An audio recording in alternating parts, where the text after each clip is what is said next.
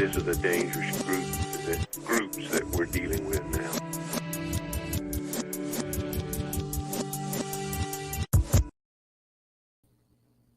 What's up, Bills Mafia? Scott coming at you from 24/7 Buff Pandemonium with the K-Gun Report.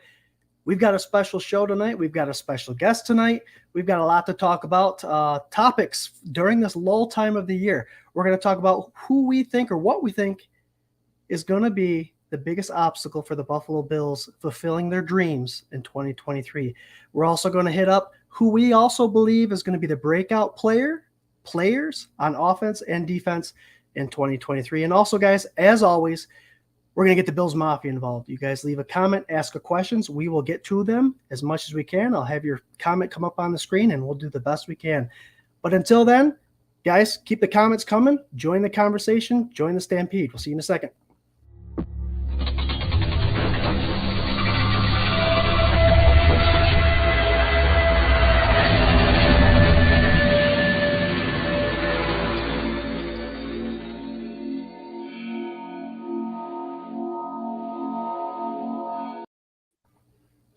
Welcome to the K-Gun Report, everybody. Bills Mafia, welcome, welcome, welcome. A show that is sponsored and presented by 26 Shirts. I'll tell you guys right now, if you haven't hit them up yet, check them out. Go check them out. They do wonderful things for charity, come up with an awesome shirt every week, and they are making buku for charities all around the world, you could probably say, right? So hit them up, 26 Shirts, not only a sponsor of the K-Gun Report, but they're also a sponsor of Sunday Sessions, a pregame show from 24/7 Buff Pandemonium. And guys, I got to do a shout out real quick. The Buff fan base, a partnership that we started a little bit before the season ended last year. And it's been a lovely, growing, awesome relationship that we have right now as we speak. So thank you, Buff fan base. Hit them out on Twitter, guys. They're almost 170,000 strong. You guys see these mugs next to me. Below me, Jarrod, I'll introduce you first since you look just like me. My brother from the same mother, Jarrod. Tell everybody a little bit about you, where they can find you, and what potentially we might be having going on right now in the pre-sale. You guys can find me in my home right now. No, I'm located between the Finger Lakes, Seneca Lake and Cuca Lake, representing the FLX Mafia right here. Bam. We got these shirts. I don't know if you can hear me, but we got these shirts on a pre-sale right now. We're looking for 20. Once we get 20, we're going to send them out and get everyone a shirt. We asked for the pre-sale so people can actually give us their size that they want. So sometimes when we place orders, we don't get the 3X, 4X, 5Xs, and then someone wants them. So we ask for the pre-order just in case someone that has those sizes or wants multiple sizes of XL or just regular large can get their orders in, and we make sure they get them. FLX Mafia, you guys can find me on Twitter, 24/7 Buff. Sorry, Jarrod 24/7 BF. Twitter follow right there, handle. And then Facebook, I'm all over the place with the 24/7 Buff Pandemonium. Let's go. All right. If you see to the left, right of me, is our friend, our family. You guys may know him, his mug on as a host of the Thomas Take Sports podcast. He's also a co-host on Sunday Sessions, which we had him join us last year. We love that show, guys. Hit us up during the season. Our friend, our family member, our Bills Mafia member, Ryan Thomas. Welcome, Ryan. What's going on, boys? It's good to be on. It's good to talk Bills football. I'm looking forward to this as always. Good to have you, buddy. And it's that little time of year, so we kind of like to figure out things to talk about. We keep our fans busy, and our fans keep us busy, and it's a good relationship we have. Guys, leave your comments, ask your questions. We'll try to get to them as much as possible. I'll pop you up on the screen here. But we like to say hi to our Bills Mafia followers before we really get started. Patrick Hughes says, "What's up, Mafia?" Rob Mullen, "It's Bedlam. It's Pandemonium. It's 24/7 Buff Pandemonium." What's up, Rob? We miss you, buddy. Hope everything's well on your end, man. Patrick Hughes says, Hey, man, how's things? How man's hey. I probably should read these before I pop them up. Hey, man, how's things? Guys, you notice there's a red-bearded monster of a man that's not here with us tonight. Our friend Swank. He'll be off in 2 weeks, and then we're all off actually the 4th of July, so you guys can get a break from us on the 4th of July break there. Ramon says, "Hey, it's all good, brother." Doug Augie, "What's up, Mafia? Let's go." Not a whole lot's up right now, Doug. Welcome to the show. So happy when Tuesdays roll along. Let's go, Buffalo, from Paul Rossi. There you go. Lonnie Cook. Hey guys. What's Lonnie. up? What's up? Here, let's see what Paul Rossi says. FLX Mafia sweatshirt is amazing. Can't wait to wear that at a game versus Commanders. There you go, Paul. Showing some support there. Nice. And Josh Cook. Love it. What y'all? He probably says, "What's up, y'all?" There you go. What's up, y'all? What's up, y'all? So, Jarrod, I'm going to come to you first with this. This wasn't something I told you I was going to ask, but it's something that has come up since our last show, last Tuesday, the extension of Bean and McDermott. That we have now till the 2027 season, 4 more years. Love it. The duo is staying for a little while. But my question to you is, there's been a lot of fans that don't like that situation because we haven't won a Super Bowl, and there's a lot of fans that love the continuation of trusting the process and going where we're going. To you, tell us a little your thoughts on it, but I also want to know what would be considered a successful season for McBean and company in your eyes. See, I knew you didn't tell me what the question was, but I knew that was coming because I thought about that today. I thought that would be a great question to ask. So you beat me to it. Congratulations, though, two men. They're sticking together for a couple more years. Bean has done wonderful things in the draft, as we can see, and McDermott has done. It's a learning curve, and he's learning on the way, and he's getting his bumps and bruises on the way. But I feel like this next 4 years are going to be very promising for this young man. I say young man; he's a little bit older than me, but he's still young as head coaches go. As far as what is a successful season for this guy, I think obviously winning the Super Bowl. But I think if we can get to the AFC Championship game, I think that's gonna, it's gonna make a lot of people feel better. But it's also gonna piss off a lot of people because a lot of people are expecting big things this year. Fans are getting a little irritated and they're running out of time. But McDermott, since starting here, has, if I'm not mistaken, had a winning season every year he's been here. You got to remember where we were. People are upset with a 13-3 record last year. I know we lost in the playoffs to the Bengals, but we could keep going over that. That was a long season. The Bills had a rough start even before the season started with the top shooting, and then everything that fell into place throughout. So exhaustion hits the players. These are real people. I know we looked for a superhero, like a super season, a Cinderella story type thing for all the tragedy that did happen for Buffalo Bills fans in Buffalo as well, but they're human beings and they ran out of gas. And I think McDermott did more head coach things to the players on the team than he did for the fans. And that's how you're supposed to do it. McDermott was a true coach during this past season. 4 years, he's going to do it. He's going to build. And I think it's AFC Championship is going to be success. Undefeated season would be awesome. Super Bowl. Let's go. I'm bringing the question right back to you there, Ryan. What's your expectation, and what do you think is the mark that this duo has to reach this year in order for fans to continue to trust this process? Well, because of the success that they've had as a duo, the expectations are as high as they are. I think people need to realize that the expectations wouldn't be as high as they are if this team didn't show the contender ways that they have these last, I'd say 2-3 years, especially. We've seen the level rise since 2020 of the team to really compete and play big in big games, which for many, many years, a lot of Bills fans, they're willing to forget it because it was forgettable football for such a long time, but they're willing to forget that it wasn't really memorable football for the best of reasons. It was memorable football for the worst of reasons, and this duo has helped make Buffalo Bills football memorable for the next generation. Some of the kids that I see coaching and stuff, they're wearing Josh. I had J.P. Osman, Trent Edwards. I was walking to school with a Drew Bledsoe jersey on, and nothing against those guys, but much different time as far as the reality of the expectations. And they deserve to be where they are with how great this team is. I understand it just as well as anyone that the expectations are high because the talent that this team possesses.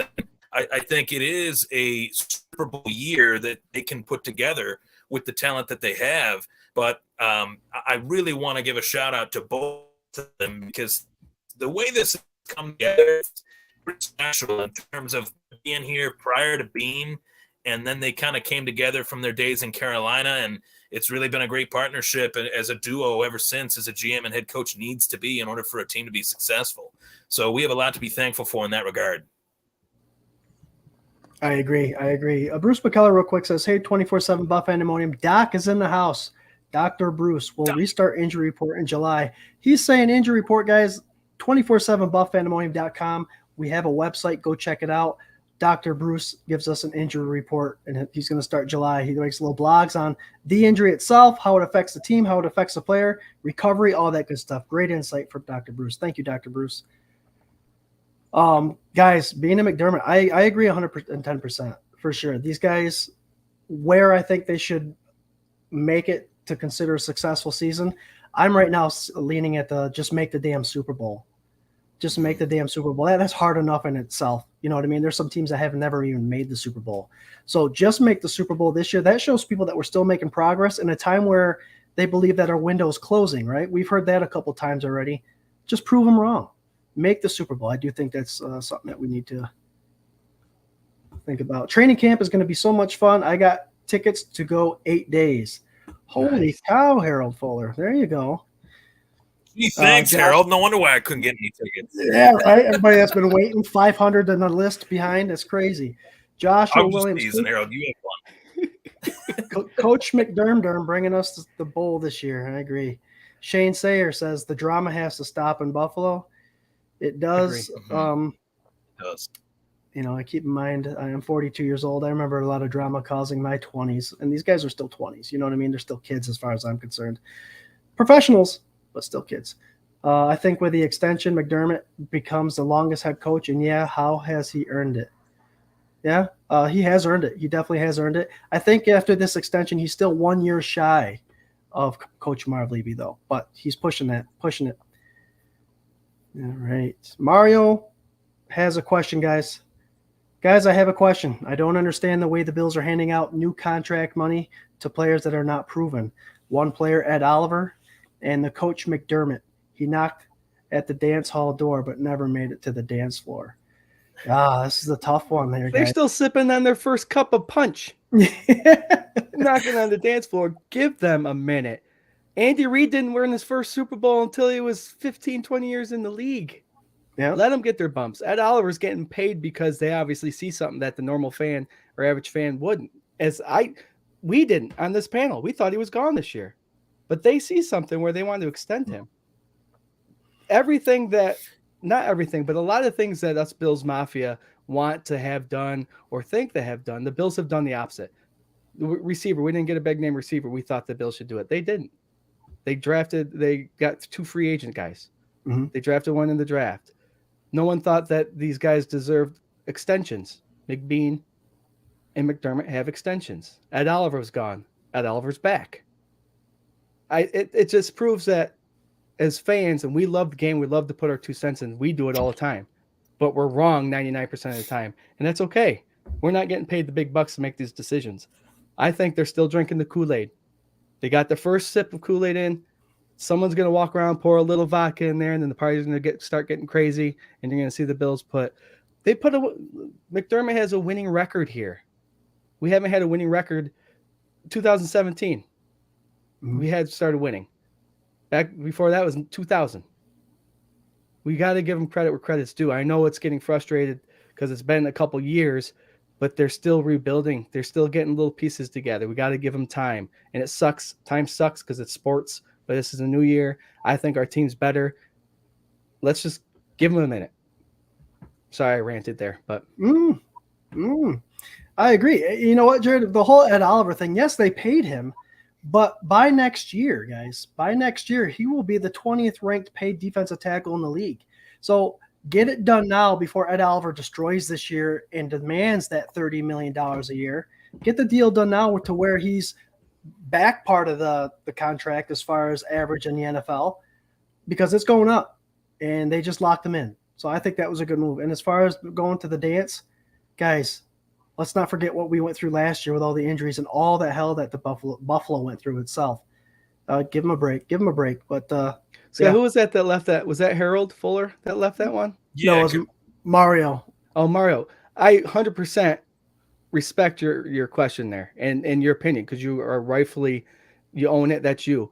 But for me, I just wanted to let you know it's still young. They did earn it. The coaching record shows. You know what I mean? It's got to go with that. You got to think the positive. Sports is 1 year and done. 1 year and done. You have to get the positive out. You have to stay positive for these teams. That's the only way to do it. Yeah, I agree with Mike on that comment there. Yeah, and to answer Mario's comment too, I mean, no fan, whether we believe we're as tapped to the team as any fan base, and I believe we are, no doubt about it, but no fan knows the day-to-day quote-unquote off-season workout routine that Ed Oliver is going through right now. If you were to follow him on social media, you'd only catch glimpses of it, but it's not as if this guy doesn't know where he's at in his career. I think he's one of the few players in the NFL that actually knows just as much as anyone just how many people are saying the same thing that Mario is. And I'm not saying Mario is wrong either. Many people are saying Mario's point. But Ed Oliver knows that as well, and I see a lot of work ethic in Ed Oliver for the time.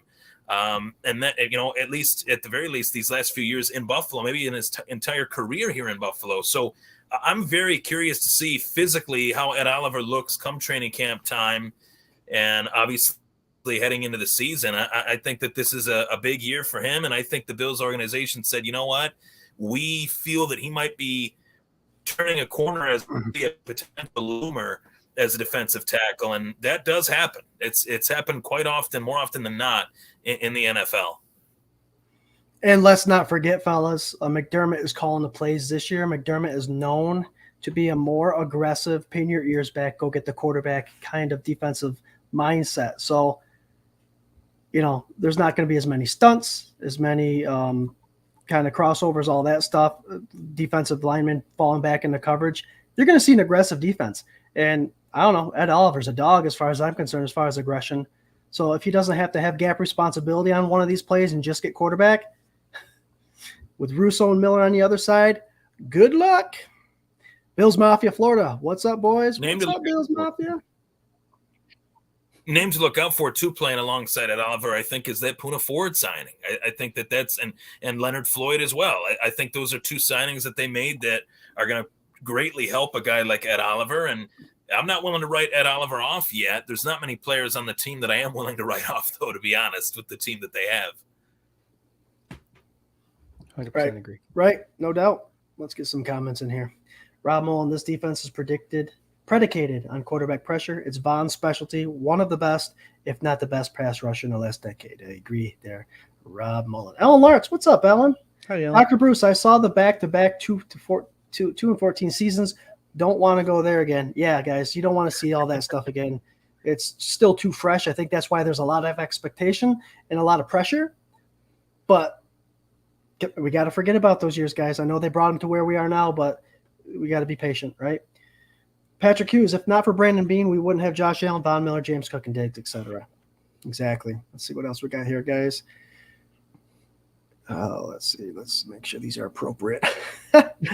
Bean's a master at the cap, draft, trades, and rounds and contract restructures, for sure, for sure. So, guys, let's get to some of the meat of this show here. And, guys, keep the comments coming. You guys are kicking butt. You guys are doing a great job. If you have a question, throw it up there. We'll get to it, all right? So, Ryan, you brought this up. You brought this poll up, and I'm going to call it your baby because this is something that I was thinking about. And it's funny because Ryan put this question up minutes before I was about to put a Twitter poll out. The 2023 obstacles, and there's a handful of things that could potentially happen. Obviously, we have the other 17 games, the other 14 teams we have to face. That's an obvious. But to you guys, Ryan, I'll let you start because, like I said, it's your baby, man. What do you think is the biggest obstacle for the Buffalo Bills in 2023 to get to the promised land, whether it's just making the Super Bowl or winning the Super Bowl? What's your biggest obstacle for them? To me, honestly, the first thought that I had when putting that poll together, at Ryan Thomas Take, for those of you that want to throw me a follow, I greatly appreciate it. The first thing that I thought was themselves, was the Bills themselves. You go back to last season, they had 13 wins. They had a few losses there. Miami, Minnesota, and the Jets. 3 losses by combined 8 points. You know, those are the close games that mattered. And of course, they won some close games too, but oftentimes they won those close games by putting their foot on the gas. And I think that you avoid finding yourself in those close games when you're able to put your foot on the gas, whether you're coming from behind and winning or when you have a lead and you know, let go of that lead a little bit, like they did against Minnesota, especially. So I think themselves, and I think a lot of it has to do with, you know, just what we know as far as what Jarrod touched on, the injury bug that hit that team, the emotional toll that team went through. But more than anything, I think it's understanding that they are one of the top teams in the league, but they have to just simply play their game. And there were moments last year where I did wonder whether the pressure got to them a little bit. The moments, you know, flipping out in the booth and I lost when McKenzie didn't get out of bounds, and where things kind of just fell through their fingertips. Those moments have to be fewer and further between. They just have to focus on what it is that they do best. And they're one of the best offenses in the NFL. I think they have every reason to believe that they have one of the best defense in the NFL, one of the best teams in the NFL. But I think they'll play down the level of the team that they play. And that has point A, you know, point B as Super Bowl champion. So to me, you know, the poll had a lot of options: the Chiefs, the Bengals, the Dolphins, the Jets. But to me, there's no team better in the NFL right now than the Buffalo Bills if they play their game. They're a very tough team to beat. They just have to play it week in and week out.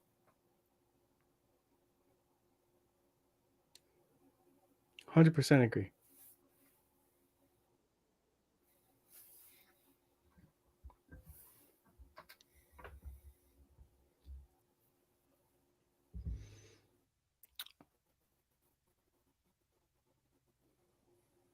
Getting a little bit of a delay here.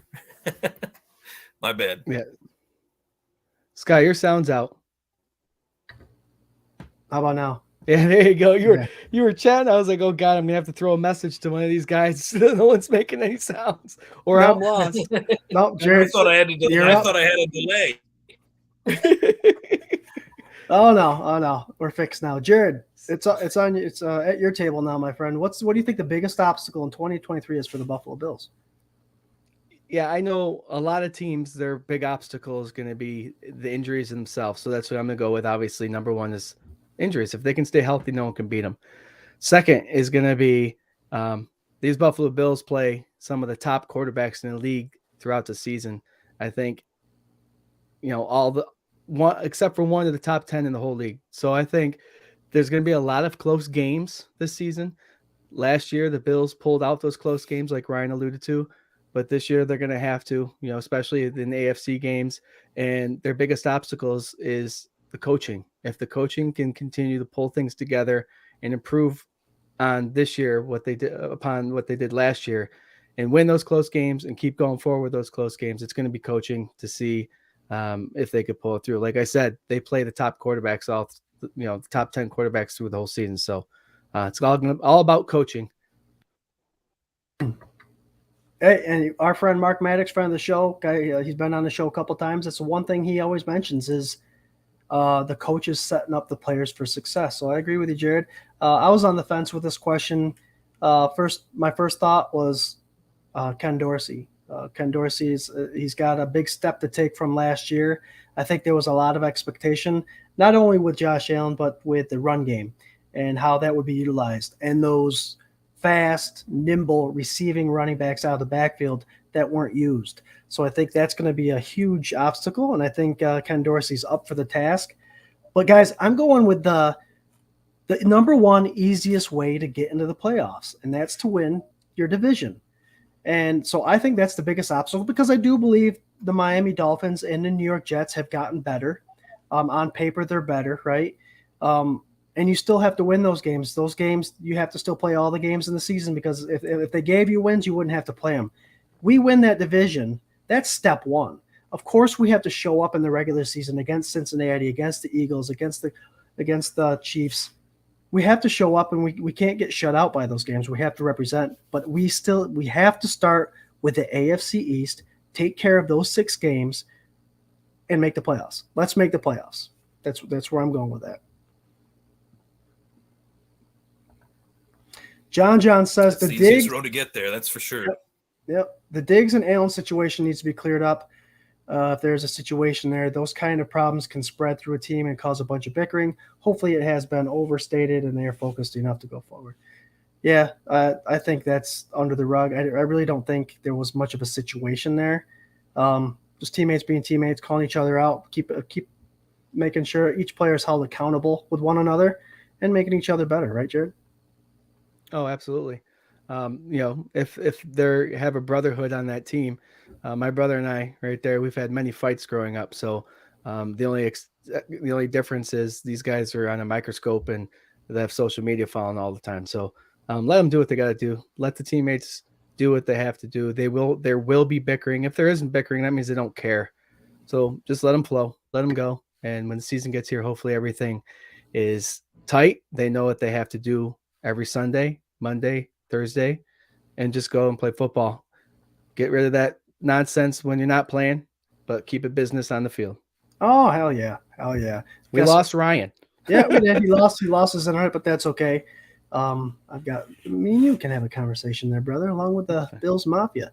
Let's see here. We got a question or a statement by these things are flying through. Keep up the comments, guys. They're flying through them. Harold Fuller says, why are there less seats in the new stadium? It's all based on the contract and what the construction's all about. I do know what they say. There's 63,000 season ticket holders, Jarrod, and I think this new stadium is only going to have 60,000 seats. I honestly believe a little bit of us Bills Mafia will be weaned out with the price difference in the you know what I mean? Mm-hmm. And I honestly think there's going to be a section where there's going to be a whole bunch of standing room. I know part of the design of the stadium is going to have a whole bunch of not party rooms necessarily, but like blocked off standing areas where fans can stand too. I don't think there's going to be 6,000 worth, but it is going to be interesting to see what happens because you also have to open it up to the fans that want to buy regular tickets too, right? You guys, the internet has come back on, and Ryan Thomas is joining us. What were you going to say, Jarrod? Go ahead. I think I know a handful of people who are contemplating whether or not to buy tickets again this year, season tickets. So the only reason why they did is because the deadline came up and they're like, screw it, let's just buy more. And they're big Bills fans, but they're not that. I'm not gonna say they're not diehards, but they're willing to let those tickets go, especially if the prices get higher and stuff. I don't think there's going to be a problem. I know there was a big push on social media how 3,000 people are going to be left in the dark, but I don't think that's the way it's going to be. And there's more club seats, more seating, and Bills fans and anybody that goes to the stadium are going to be in awe when they go in a new facility that is up to date and it's not 40 years old. So for those of you who are watching the show, go ahead and look at Ryan Thomas. His picture is frozen. It's hilarious. At least he's smiling. No, right? It's not frozen. He's good. Oh, I got him frozen here. Oh, he's moving on me. Oh, okay. Ryan, do you have a voice yet? Can you hear us? All right. So, Jarrod, Ryan will be joining us shortly, guys. His mug's there still. Jarrod Fuller also has a good question. Biggest key is improving the run game. What do you say about that? We've all mentioned on the show our appreciation and our love for Devin Singletary, and we think he was underutilized, but he definitely made the most out of the carries that he got in the situation he got. And let's not forget, top 5 running back in pass blocking, which is just a passing league. He was very beneficial for the Buffalo Bills. Does our run game improve? And is it a combination thing? Is it James Cook and Dorsey calling the right plays? Is it the added linemen that we got that make our line running team better? How do you think we've improved, and do you think we will improve? Yeah, the question really out there is, what does an improvement look like? I mean, this is a pass-first offense, first of all. Secondly, Singletary averaged 4.7 yards a carry. James Cook averaged 5.7 yards a carry last year. The only reason why he didn't lead the league in average per carry is because he was about 10 attempts short to hit that mark. But Allen had a lot of rushing yards too. So are we looking at less runs for Allen and more running back production? Because our running game was one of the top ones. So, but that being said, I think they brought in linemen to be able to move the ball forward on the ground It's going to be fun to see that. I think James Cook is going to have a standout year this year. He's going to blow up. He's going to get more opportunities to run the ball. He's faster than Singletary. He's quicker, side to side, jukes in the whole movement. So I think obviously the essential part of that is the line, the guys up front. And I think they did improve, but does it mean the Bills offense is going to run more this year? We'll have to see, because all the running backs that they have are also threats in the passing game. Yep. So Ryan, where we are is Harold Fuller asked the question. The biggest key is improving the run game. What are your thoughts on the Bills' run game this year? I agree with Harold 100%. You guys know me. I love seeing Josh Allen drop back and sling it just as much as anybody. But that's something that goes to my point in terms of the obstacle that they had in terms of last year finishing and closing out games. Was running the football. That's what prevented them from maintaining these leads, because they consistently just threw the ball while they had a lead. It kind of goes back to, the Atlanta Falcons Patriots Super Bowl. They were winning 28-3. How did New England come back? They wouldn't stop throwing the football and going 3 and out, giving the ball back to Tom Brady. It's just basic football, common sense, right? So if they're able to run the football more effectively, I really love the Damian Harris signing. I think it's one of the most underrated moves that they made all offseason. Yep. He's 24 years old. He's had a history of hamstring issues, but I really think that it's a move that he offers a little bit more versatility, a little bit more of a skill than what Singletary did. And I love Devin Singletary as much as anybody, but each year you're trying to improve, and that was a way that Brandon Beane thought that they could improve. And I think he's going to dramatically help avoiding Allen, running in the red zone. He's going to take some red zone carries away from Allen, as he should at this point in Allen's career as well. So James Cook, big expectations for him this year as well. And I love that take, and I'm glad that the two questions followed one another. John Robert says, I think Harris will be more of the short yardage. And Charla Zwemmer, welcome, Charla. Welcome, John, says improvement equals if they need 2 or 3 yards, they can get it without Josh. And I do believe that with the Damian Harris pickup, that is a great option. And the good thing about his hamstring is I don't think they're expecting him to take off and do the long run.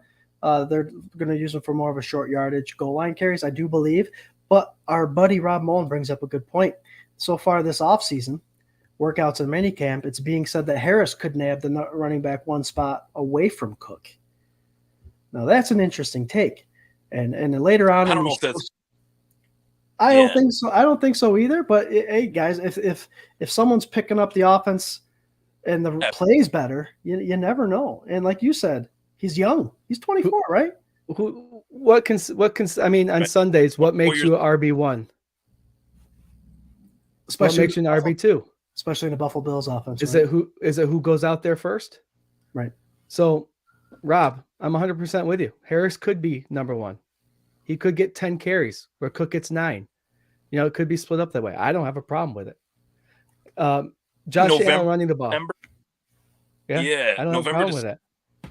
Definitely get some touches in those months for sure.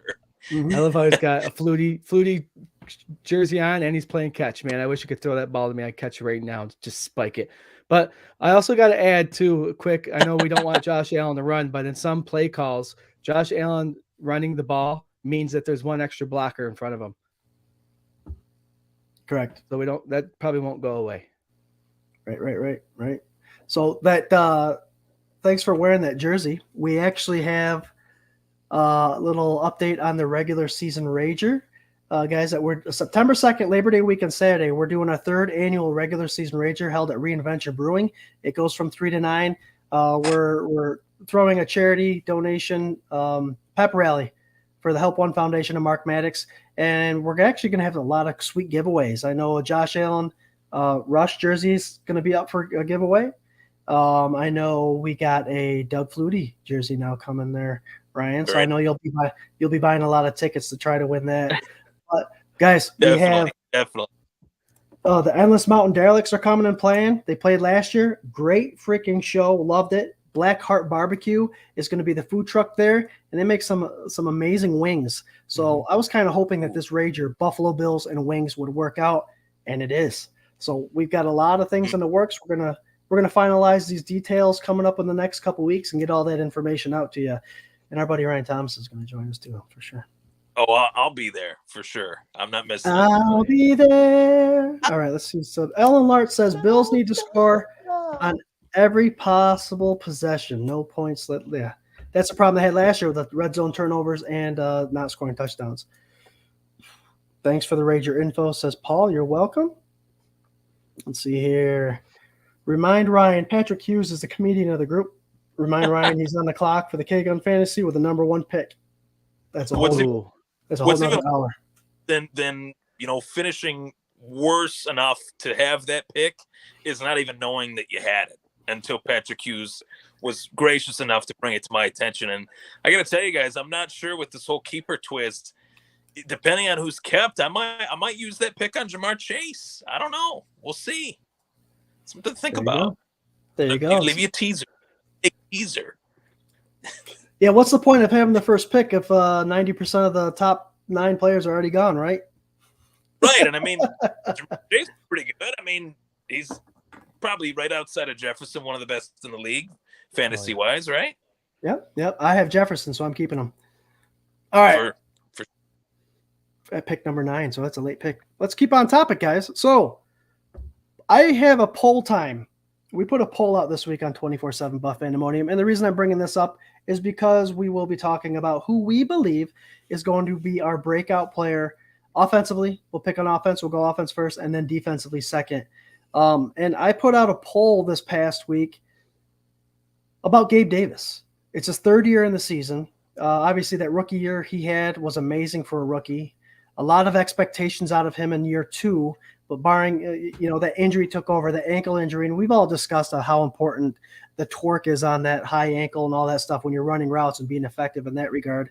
It's hard, and he played a full season on that ankle. So my question was, in year 3, is Gabe Davis going to have a breakout year, and is he going to be considered a star wide receiver? I'll start with you first, Jarrod. Got a lot of different responses on this poll. I think a lot of people were disappointed last year, and again, I think they forgot about the injuries. But I don't see any reason why Gabe Davis can't have a breakout year this year. Fire away, brother. Well, Gabe Davis happens to be my breakout player, so we'll just get right into it. Breakout. What's a breakout year anyway? You know what I mean? When you have a team full of talent and great people at each position, what does a breakout season look like? Well, I think Gabe Davis will have a breakout season. I'm going to throw out one stat really quick. There's a Hall of Famer right now with his bust resting nicely in Canton that had a season where he had 10 drops. And those 10 drops came at crucial times during the early 1980s season. And that man's name is Jerry Rice. They dropped the ball. They learned from it. He came back and had a career year, Hall of Fame year. Gabe Davis had 9 drops last year on 93 targets. Catch percentage about 54. But he had his best season otherwise. 48 catches, 836 yards, 7 touchdowns. He only played in 15 games, which is 2 less than the full season. So who knows? He might have been up over 1,000. And you got more talent around him. The number one thing that he's going to have, though, is a healthy ankle to run on. And that is going to just make and wreak havoc for any defender on him. He's going to be healthy. He's going to have Diggs beside him. He's going to have Shakir and the new guys in the slots. He's going to have Kincaid and Dawson playing with him. So what is a breakout season? Well, I think he's going to have a higher catch percentage. That's going to be a big one. He's going to have less drops. That's going to be a big one. And he's going to have 9 touchdowns instead of 7 or 6 as he has in the last 3 years, 7, 6, and 7. So Gabe Davis is my breakout player. He will have a breakout year this year. I'm going to piggyback that there with you, Jarrod. Ryan, you'll answer after me, obviously, because I'm with you with Gabe Davis. I'd hate to jump back and forth. But Gabe, I love the fact that the talent around him is Stephon Diggs, and obviously the big addition I think no one's talking about is Trent Sherfield from Miami. The guy was a legit number 3 there, and he had number 2 wide receiver number. So the addition of all those guys and Kincaid and James Cook and Ken Dorsey with another year under his belt, I think Gabe Davis is going to have a breakout year. And it might not be the numbers, but it's going to be the percentage of catches and what he does when he's given the opportunity. The ball's going to be spread all around. We already know that. Everybody's going to get their touches.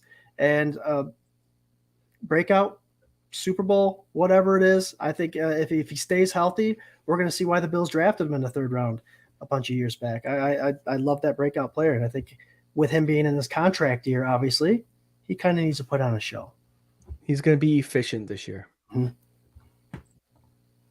Real quick, sorry to late jump in. It's my anniversary, so just stopping in to say, this is Sparta. What's up, Buffalo Spartan?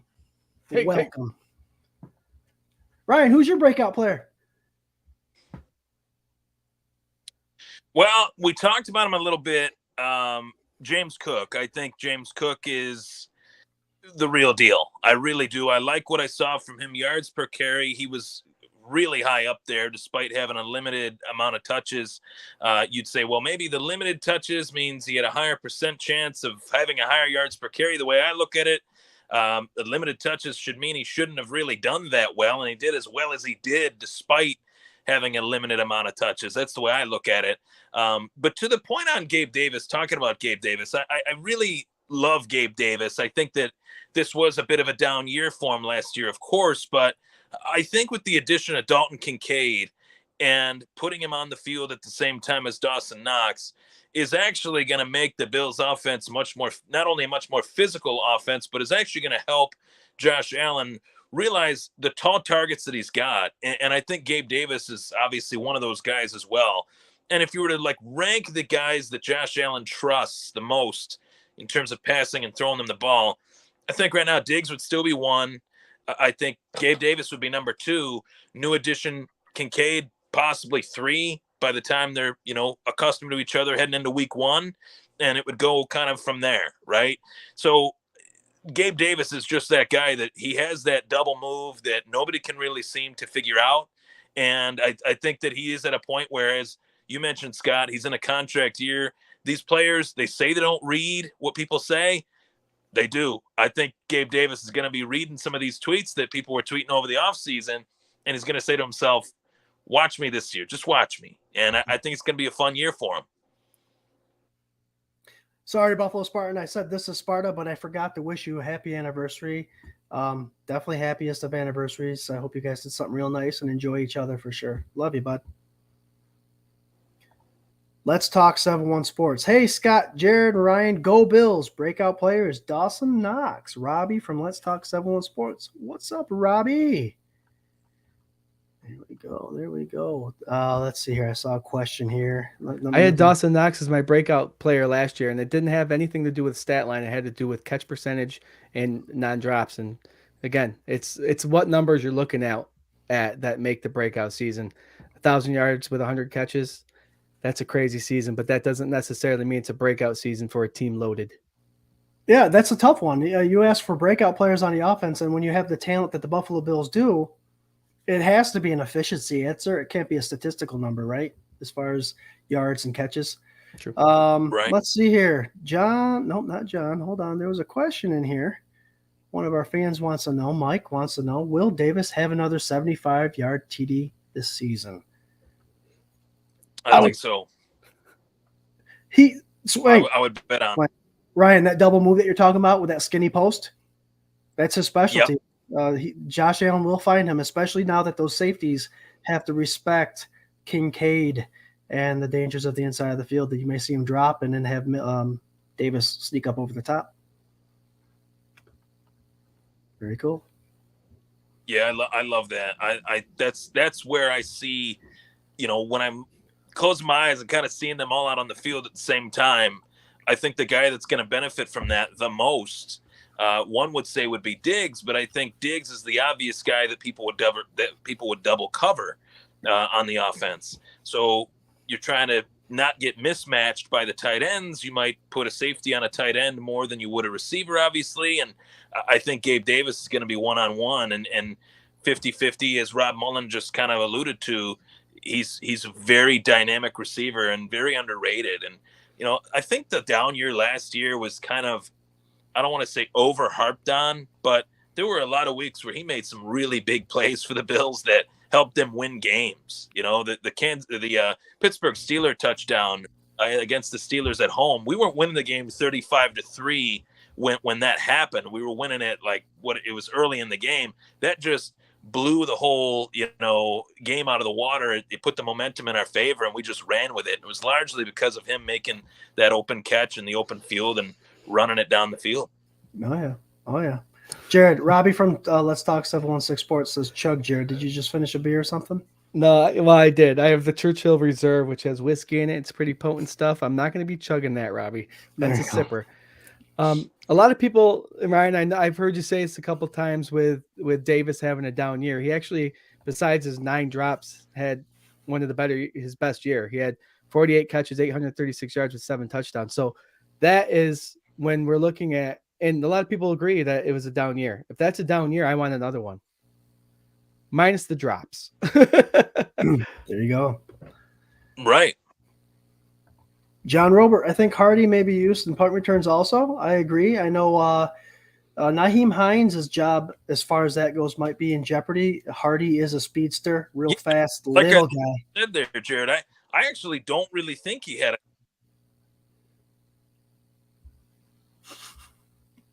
I lost you, Ryan.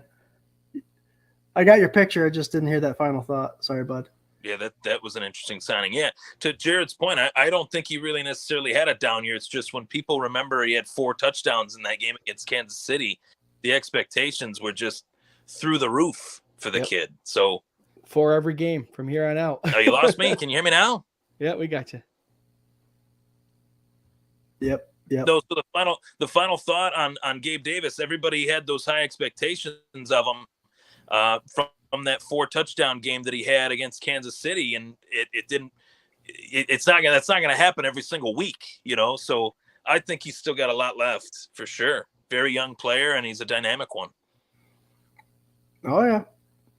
Joey Hatch joins us. How's it going, my Buffalo Bills brothers and sisters? Hey.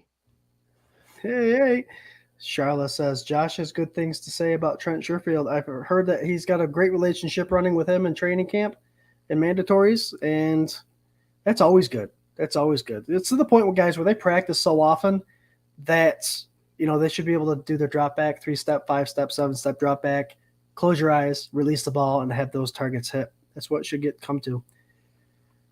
All right, guys. So let's do the second half of this part, and let's talk about defense.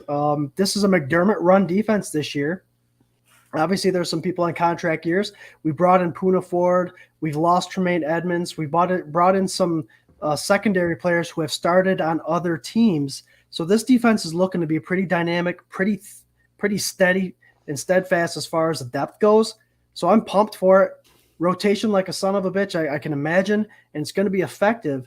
But I want to know who you guys, Jarrod, you led last time. We both talked about Gabe Davis on offense. I'm going to let you start this one off, Ryan, with the defensive player. Who's that breakout player for you? To me, it's Kaiir Elam. I really love the rookie season that he had, and I think way too many Buffalo Bills fans are not talking about the rookie season that Kaiir Elam had. Towards the tail end of the year as well, you got to look at the season week to week.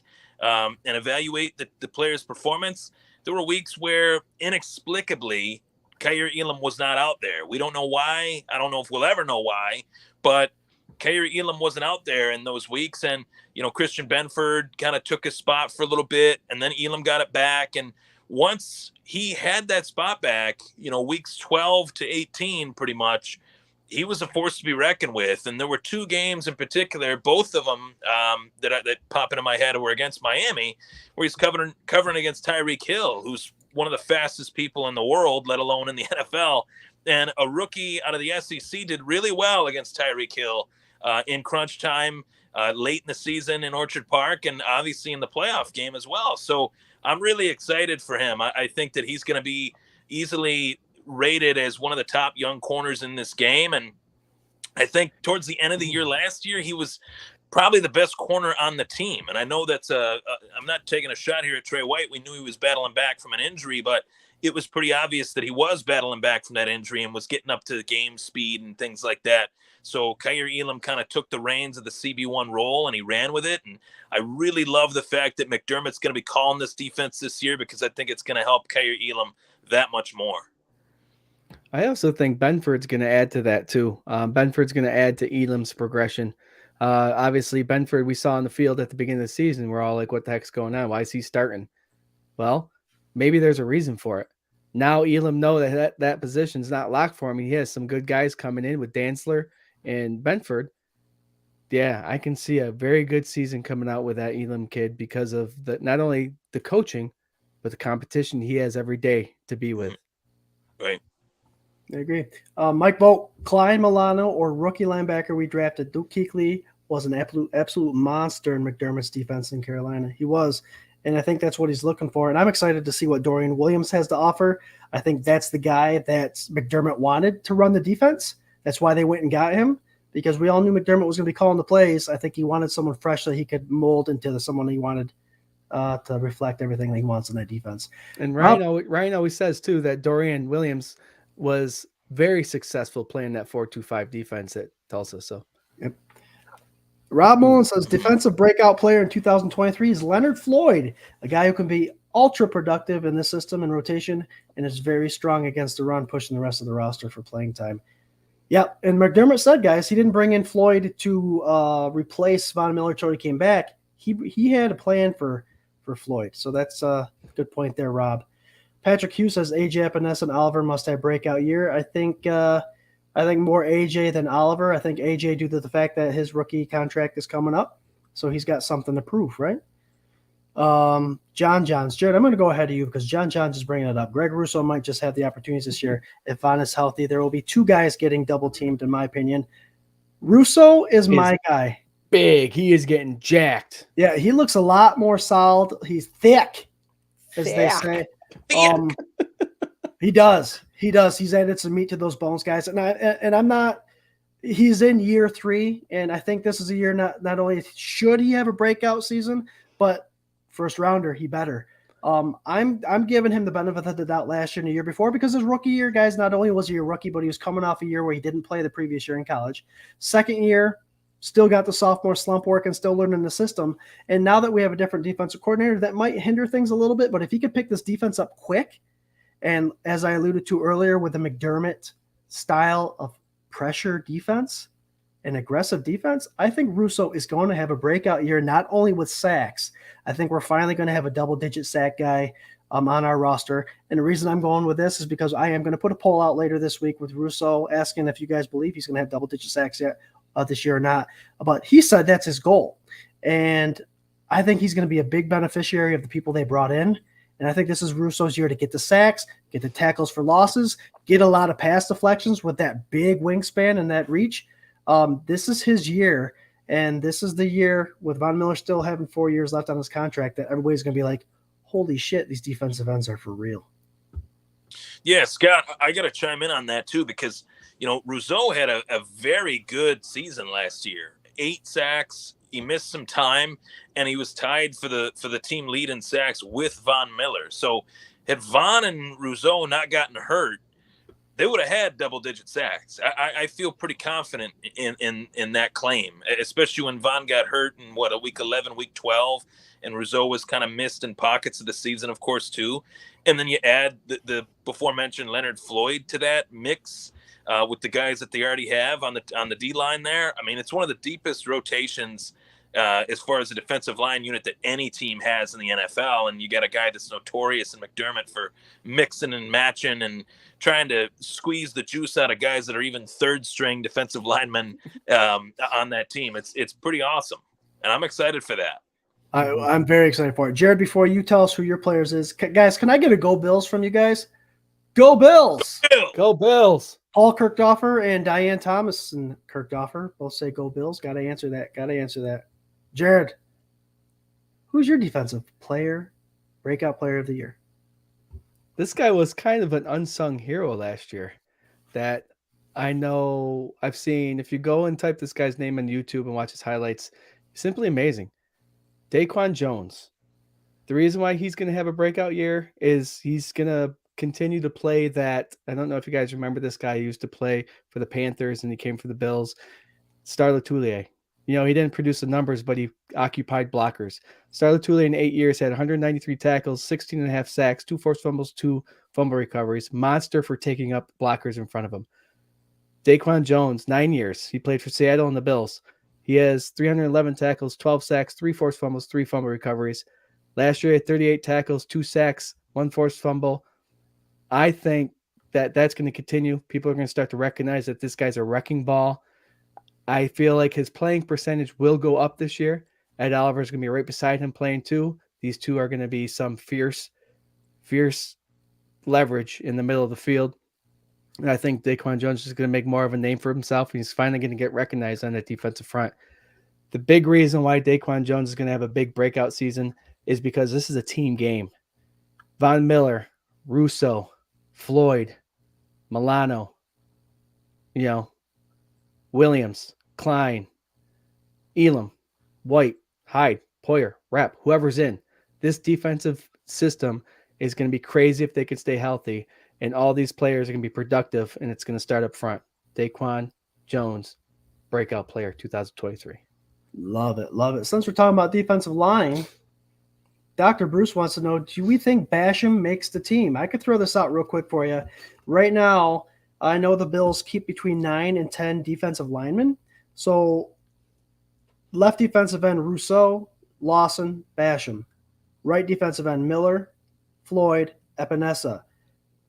Then defensive tackles are Jones, Oliver, Ford, Settle, Phillips, and Ankow. Right there is 12. Does Boogie Basham make this roster? Yeah, I think the guy that people should be considering is AJ Epinesa. Does he make the final roster? It's going to be interesting to see. What do you think, Ryan? I tell you what, Bruce is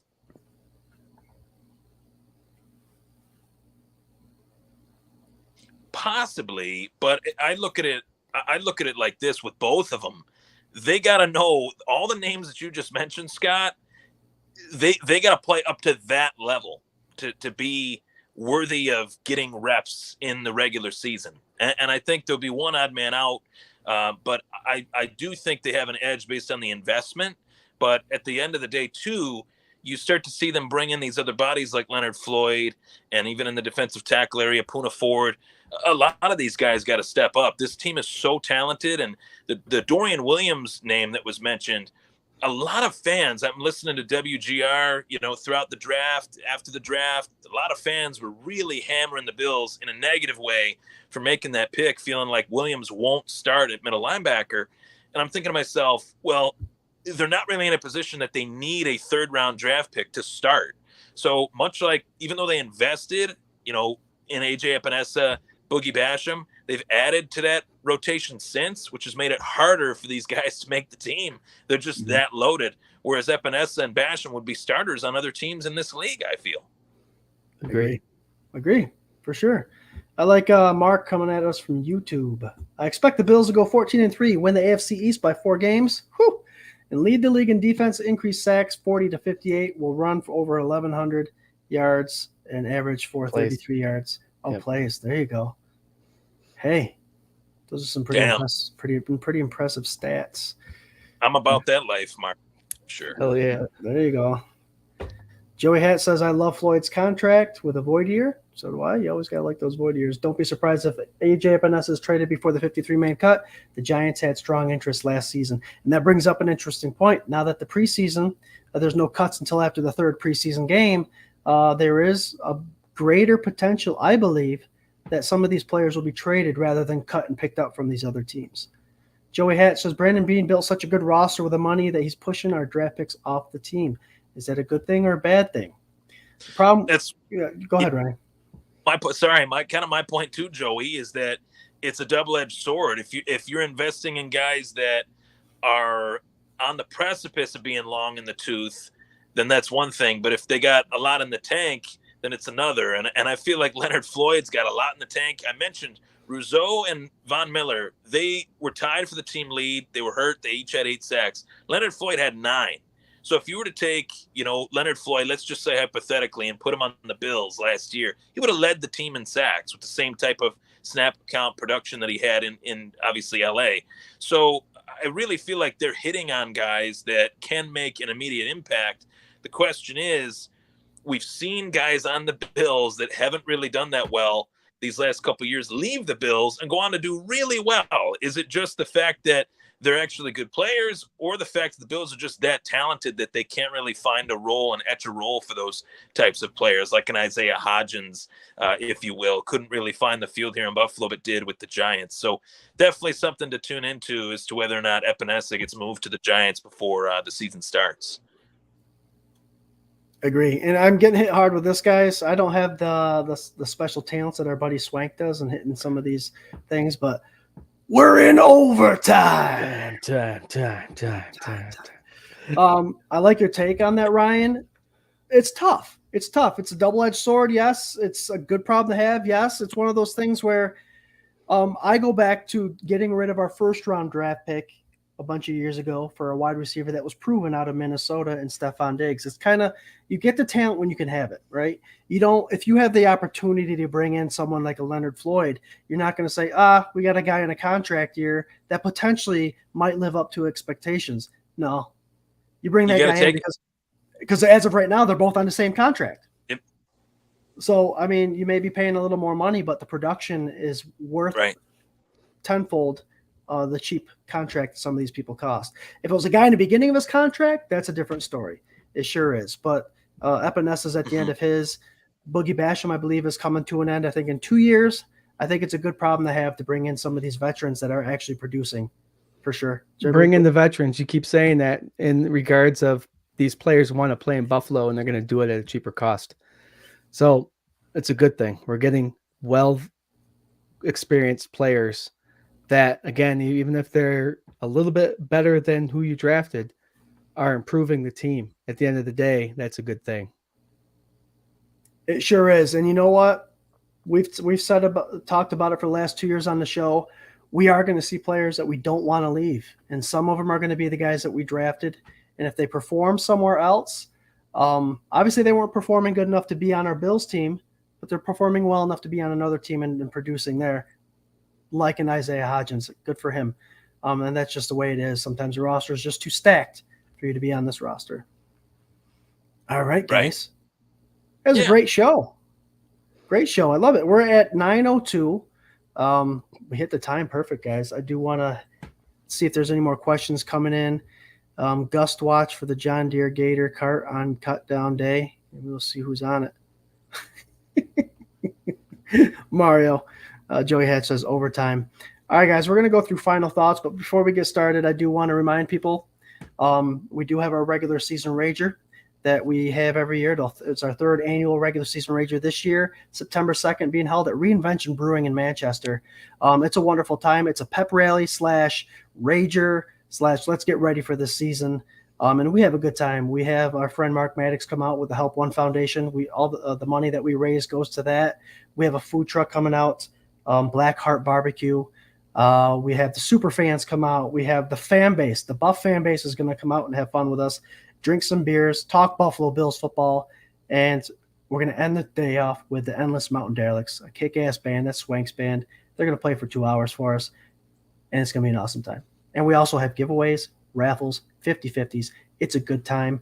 Come join us. Put it in your calendar. September 2nd, Labor Day weekend, 3 to 9. It's a good time, ain't it, guys? I mean, I'm not just saying that to get people there. Yeah, it is. It's a great time. Yeah. You said good. Scott mentioned the raffles. You have a Josh Allen Color Rush jersey. We have a Doug Flutie jersey. We have some 8x10s signed by old players. And I'm going to try to get a mini helmet made that I'm going to custom make, and a large regular size helmet custom made too to get signed. Both authentic. Yep, but both authentic. So those are going to be there too. Rob Mullins' final thought. It is our time. It's our time this season. It's our turn. And Beans put us all in on the championship run of the Super Bowl parade in downtown Buffalo. I know there's a Facebook page already for that. So, guys, Jarrod, I'm going to start with you, man. Great show. Love having you on. I'd love doing this every week with you guys. This is freaking awesome. Give us your final thoughts for the night. Thanks, Ryan, for joining us tonight. As always, we have a great time. I can't wait for Sunday sessions to start, because I don't partake in that fun part an hour and a half, 2 hours before the game. But I do turn it on and watch Scott, Swank, and Ryan talk about the inactives, actives, and what's going on. So, Ryan, good to be on the show with you. It's always fun. Also, We're going to take off next week. It's 4th of July. I hope everyone stays safe, drink responsibly, have fun with your kids, have fun with your adult kids, enjoy the time to celebrate our Independence Day. We live in a great country, red, white, and blue. I cheer for the red, white, and blue where I live and the Buffalo Bills, which is ironic, but I think it's perfect. When we come back, we'll have one more week without Swank. We'll be going through the StreamYard, and who knows what we'll be talking about. But the following week, when Swank comes back, we will have an ex-NFL player joining the conversation. And I'm going to tell you who it is. It's Carlos Williams. Carlos Williams could be joining us the show on July 18th. I can't wait for that. Stay safe. I can't wait to see y'all in 2 weeks. Talk Bills football. Until then, I'll see you. Be safe. Ryan, you're up, my friend. Tell us where we could find you. Let us know when the Thomas Take Sports podcast is so we could tune in. And, hey, let's have it. All right, of course. I appreciate you guys having me on as always. Always a pleasure to chat Bills football with you guys. And, of course, you guys can find me hosting the Thomas Take Sports podcast every week, Sunday and Wednesday nights. So tune in tomorrow night's show. It'll be an awesome one. Got some breaking news as well that I want to break for the folks at home.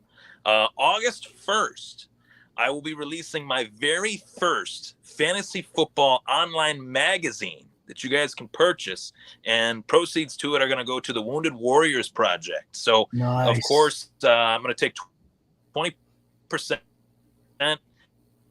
and donate it. Warriors. So I'm really excited. I got it almost done. Dalton Kincaid is going to tune in, and I'll be sure to promote the heck out of that on my social media as well. That's Ryan, awesome. And if you take some of your own advice, you might not have to pick first the next year in the draft. Guys, great show. Ryan, love having you on as always. Thanks for coming on. Jarrod, you know how I feel about you, brother. Guys, yeah, happy 4th of July. I do want to give a special shout out to the Buff fan base, a group that's brought us in, invited us into their family, the hashtag OGs, the Bills Mafia. Can't believe we're a part of you guys. Have 170,000 strong on Twitter and growing. Love it. Love every minute of it and love this partnership. And 26 shirts. Thanks for sponsoring our shows and Sunday sessions. Again, one of those things I think the three of us and even Swank couldn't imagine having a show sponsored by you guys. It's pretty awesome. And if you guys haven't hit them up yet, go check out 26 shirts, buy a couple shirts. And if you run out, if you buy all the shirts and you have money left, hit up 247buffandemonium.com and buy some of our shirts for sure. But yeah, we have that pre-sale for the FLX Mafia. Jarrod, show them the shirt. $20, guys, get you a shirt. You pick your size. We're doing 20 shirts until we actually put out the order, just so people that want the extra sizes or special sizes, we can get those ordered to you special.